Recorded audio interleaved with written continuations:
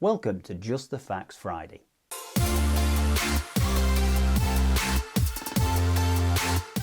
So this is a really quick video on using raw footage inside Premiere Pro. It's something that I found having updated Premiere Pro over the last year. Things have changed slightly and it had me scratching my head a little bit, so I thought I'd do a quick video on exactly what I experienced and how to overcome it.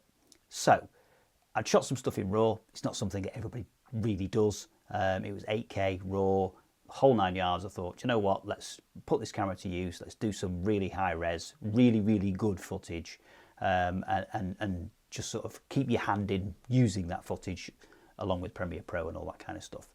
So I shot it in log, got it into Premiere Pro, stuck it into the viewer. Lo and behold, it's already color corrected. Now flash forward to me scratching my head, rubbing my chin, sort of like running through all the settings on the Ninja 5 to make sure that I got all the settings right on there. I'm never sure whether they're Ninja 5 or Ninja V. I'm not really sure about that, but that's another video. Going through the camera settings to make sure that the camera settings were all correct, that the connections to the monitor were correct and all that kind of good stuff. It was recording everything it needed to do. Recorded it directly to the card in the camera instead of doing it through the screen into the hard drive. Tried it again. Lo and behold, there it is. It's got a Rec 709 color to it. So flash forward, 30, 40, 50 minutes of me scratching my head, running around, doing lots and lots of video, trying to figure out what was going off. Finally worked out that actually there is a setting or a couple of settings in Premiere Pro that auto interpret your raw footage as having a Rec 709 LUT on it, or a LUT of some description on there. So this video is going to show you how you take that off, because some of us use our own custom LUTs, some of us don't use that LUT at all. We manually grade, we're not wanting that, and that's all fine. And this will show you how to do that. Some people, obviously, if you're using raw footage and you want it to predetermine or pre-interpret it as Rec 709, saves you a whole hassle of getting that LUT and adding it on and all that kind of stuff. It's already done for you.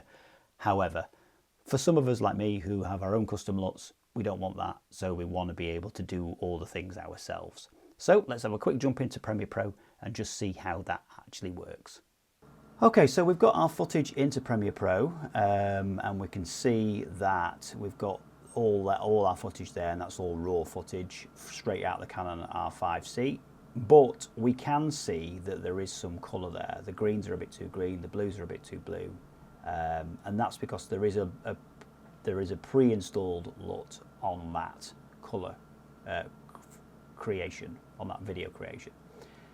So we've got a source option here in effects controls, and it says Canon Cinema Raw Light and source settings, and then we've got colour space and we've got gamma, and they're the ones we're going to choose to change. So we're going to first select colour space, and we're going to get Cinema Gamut, and then we're going to select gamma, and we're going to select what we originally filmed it in, which was log 3, and now you can see that all those colours are muted, and that's because it's now in log. Now, but when we put it into our timeline, we see we've now got two options to choose from. We've still got that control setting option, but we've also got the normal effects controls that we've got. But you can still see in the timeline, despite doing that change, it has still got a LUT to it. And that's because it interprets it in two different places. So what we're going to do is go up to our colour panel, and we can see we've still got both the source and the managing sources and stuff of the footage itself. So we've got all those options, but we're going to go to settings, we're going to go to project raw in Premiere Pro, and we're going to deselect auto detect log video in colour space. And what that does is that brings it back, as you can see, to a flat colour space, and it allows us to edit the footage as we see fit from there on in.